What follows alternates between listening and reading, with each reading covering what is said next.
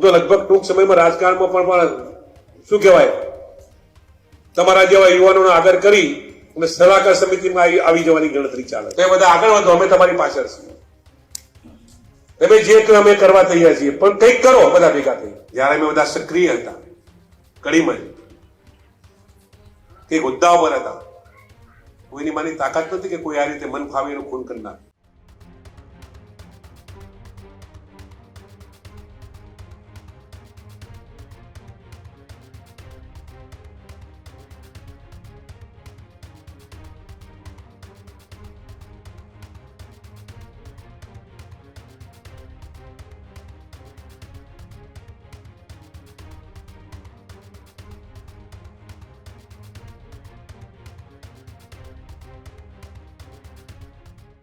ઉત્તર ગુજરાતની રાજનીતિને લઈને આ સૌથી મોટા સમાચાર અત્યારે સામે આવી રહ્યા છે.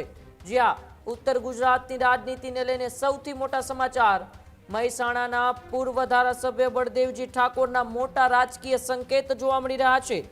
સક્રિય રાજકારણમાંથી નિવૃત્તિ લેવાના બળદેવજી ઠાકોરે સંકેત આપ્યા છે. કડી ખાતે ઠાકોર સમાજના કાર્યક્રમમાં મહત્વનું નિવેદન આપ્યું. બહુ રાજકારણ કર્યું, હવે યુવાનોનો વારો, આવી વાત બળદેવજીએ કરી. હવે તમારી પાછળ છીએ, યુવાનો જે કહે તે અમે કરવા તૈયાર છીએ. અમે સક્રિય હતા ત્યારે કોઈની તાકાત નહોતી કે ખુલ્લેઆમ મર્ડર કરે, આવી વાત બળદેવજી ઠાકોરે કરી. અમારા સમયમાં તંત્ર પર મજબૂત પકડ હતી, સલાહકાર સમિતિમાં જોડાવાની પણ તૈયારી છે તે વ્યક્ત કરી છે. 35 વર્ષના રાજકીય સંઘર્ષ અને અનુભવને પણ બળદેવજી ઠાકોરે યાદ કર્યા. પૂર્વ એમએલએના નિવેદનથી મહેસાણાના રાજકારણમાં પણ ચર્ચાઓ તેજ. બળદેવજી ઠાકોરના નિવેદનથી સ્થાનિક રાજકારણમાં પણ ગરમાવો જોવા મળ્યો. ઠાકોર સમાજનું છેલ્લા કેટલાય વર્ષોથી જેઓ સામાજિક રાજકીય રીતે પ્રભુત્વ જેઓ ધરાવે છે, નેતૃત્વ કરતા જેઓ આવ્યા છે, મહેસાણાના પૂર્વ ધારાસભ્ય રહી ચૂક્યા છે, એવા બળદેવજી ઠાકોરે ઠાકોર સમાજના જ કાર્યક્રમમાંથી રાજનીતિમાંથી નિવૃત્તિના સંકેત આપી દીધા છે અને કહ્યું છે કે હવે યુવાનોનો વારો છે. અમે યુવાનોની પાછળ છીએ, અમે યુવાનો માટે ગમે તે કરવા માટે તૈયાર છીએ. અમે જ્યારે સક્રિય હતા ત્યારે કોઈની તાકાત નહોતી કે ખુલ્લેઆમ મર્ડર કરે. સલાહકાર સમિતિમાં જોડાઈને યુવાનોને તૈયાર કરીશું, આવી વાત કરતા અને પોતાના રાજકીય 35 વર્ષના સંઘર્ષને યાદ કરતા પૂર્વ ધારાસભ્ય અને ઠાકોર સમાજના આગેવાન બળદેવજી ઠાકોરે શું કહ્યું, આવો આપણે તેમને સાંભળીએ.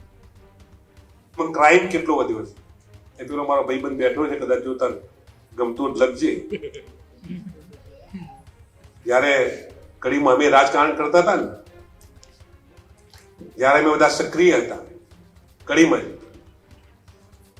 કંઈક હોદ્દા પર હતા, કોઈની માની તાકાત નથી કે કોઈ આ રીતે મન ફાવે એનું ખૂન કરનાર. કડીની અંદર 2 ઠાકોર સમાજના દીકરાઓના મર્ડર. હું કોઈની ટીકા ટિપ્પણીમાં પડવા માંગતો નથી, પણ આપણે બધાની હૈયારી સહિયારી જવાબદારી છે. હું તો લગભગ ટૂંક સમયમાં રાજકારણમાં પણ શું કહેવાય તમારા જેવા યુવાનોનો આદર કરી અને સલાહકાર સમિતિમાં આવી જવાની ગણતરી ચાલે. બહુ રાજકારણ કર્યું, નહીં દાદાજી ખોટી? તો એ બધા આગળ વધો, અમે તમારી પાછળ છીએ.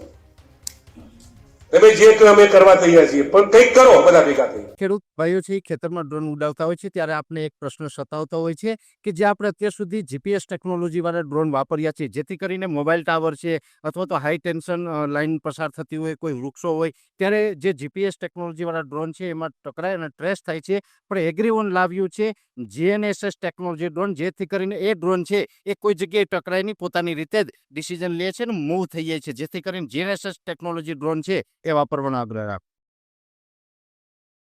આ જ પ્રકારની તમામ અપડેટ જોવા માટે ન્યૂઝરૂમ ગુજરાતને લાઇક, શેર અને સબસ્ક્રાઇબ કરવાનું ભૂલતા નહીં.